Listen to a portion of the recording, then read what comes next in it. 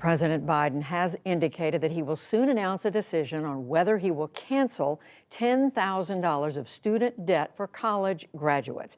It's a decision being widely anticipated, but also a much debated one over its scope and merits. Amna Nawaz looks at that debate. It's part of our series, Rethinking College. Judy, the total outstanding amount of student loan debt has doubled since the Great Recession of 2008.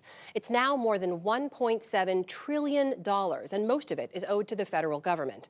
More than 43 million Americans owe student debt, averaging just over $37,000 per person, and it is disproportionately burdensome to graduates of color, particularly Black graduates who owe $25,000 more on average than their white peers.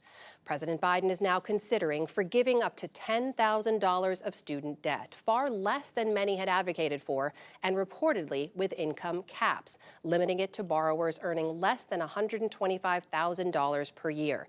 But some experts argue even that goes too far and won't solve fundamental problems with college costs. We look at this with two engaged in this debate. Katherine Welbeck is with the Student Borrower Protection Center, that's a not-for-profit advocacy group, and Marc Goldwein is with the Committee for a Responsible Federal Budget. Welcome to you both. Thanks for being here. Thank you so much. Thank you. Delighted to be here. So I want to hear from both of you about what you think about that proposal so far. Kat, we'll start with you. Certainly, and thank you so much for having me. I guess first, as you can guess by our name, we're broadly in support of debt cancellation. And I think a lot of what you just outlined in your introduction about the importance of, one, the president upholding the promises of trying to achieve greater racial equity through this plan, but then two, thinking broadly about the fact that we have so many broken programs throughout our student loan system, whether it's public service loan forgiveness, income-driven repayment, borrower defensive repayment for student loan borrowers who are defrauded by for-profit colleges. So we've seen over decades the way that these piecemeal fixes to these programs haven't worked, and so we need a clean slate to really build a foundation to build a better student loan system in addition to fixing those broken programs. Marc, what do you say? So look, the problem isn't the student loan system, it's college affordability. And this, I think, would be a $250 billion pretty poorly used. We already have very high deficits. We have the highest inflation in 40 years, which this would make worse.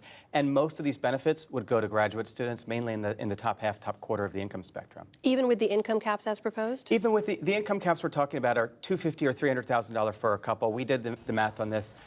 That cuts off the very wealthiest, but it doesn't cut off a lot of people that are still extremely high earning.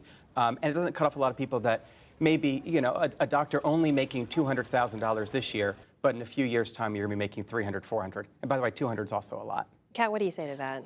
I think first, the fact the student debt itself is means tested, right? And so when we think about the fact that wealthy people don't take on debt to attend college, right? So we're thinking about the fact that debt cancellation not only affects many low to middle income borrowers, a lot of people who went to school and didn't get the degree, and so they still have debt. And so I think, one, we talk about that argument, we ignore the experience of so many borrowers, but then two, particularly when we're talking about race and equity, I think we're also missing the fact of how much student debt affects Black borrowers. When we look at the fact that 10 years after repayment, nearly 2/3 of Black borrowers still owe more than they took out, even in repayment. And so I think, you know, we talk about is student debt regressive, we're really ignoring a large part of many borrowers' experiences. Marc, I want to ask you about that because it is the point a lot of people come to, which is it doesn't help everyone, right? But it can help folks who really, really need it. When you look at some of the statistics, as Kat just pointed out, the Congressional Black Caucus actually put out the statement today, too, calling this issue one of racial and economic justice that disproportionately impacts Black communities across the nation. So if there's a chance to help people who need it, why not take it? Again, I think the way that we have a huge racial equity problem, and the way to deal with that is with college affordability.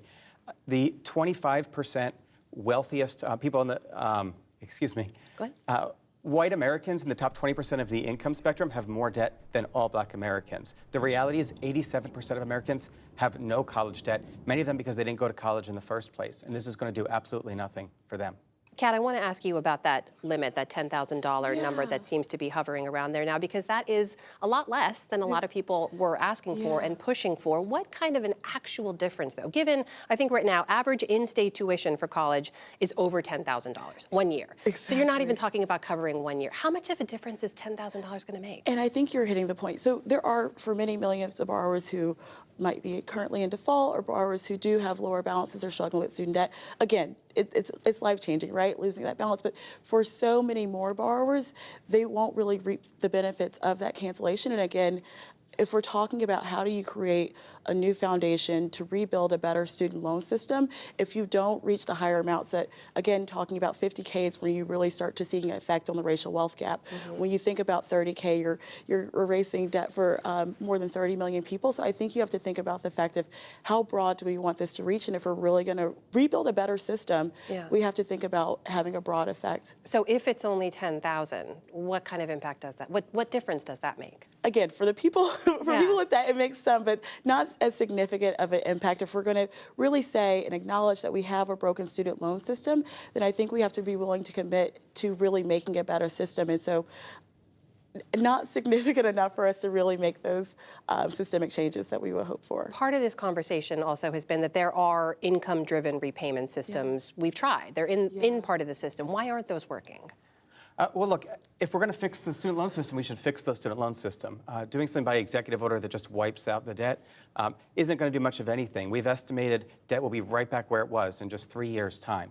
The income-driven repayment system right now isn't perfect. There's too many different programs. People don't understand how they work. There's tough calculation. But there's also, we haven't gotten to completion with most of them because they're pretty new. So we should be working with Congress and the president together to try to unify these systems. President Trump and President Obama both had very similar, thematically similar proposals to do just that. I want to ask you too, you've laid out a few knock-on impacts that you're worried about. This could have inflationary impact and so on. And there are those, like Marc Cuban among them, who argue, actually, if you reduce people's debt burdens now, that helps them to participate in the economy. It could actually help the economy. They have savings to put into other things, maybe even buy a home. Isn't there something to that argument? Well, that argument is exactly why this is inflationary. Right now, we have an extremely overheated economy where consumption is already well in excess than what we can produce. So anything we do that gets people to spend more now, as opposed to putting it to pay down their debt or save, is actually going to make that inflation worse. We've estimated full debt cancellation would add probably 0.5 point to the inflation rate. So if you're talking about fixing the student loan system, and you don't think this is it, what needs to happen? Well, as I said before, both Presidents Obama and President Trump had plans to sort of unify and consolidate the income-driven repayment system. I think we should be looking to those types of ideas. More fundamentally, we need to look at a college affordability in the first place. If everyone thinks the president's going to cancel $10,000 of debt every 4 years or so, there's going to be incentive to increase tuitions, and we're going to be actually in a worse situation on the front end than we are now.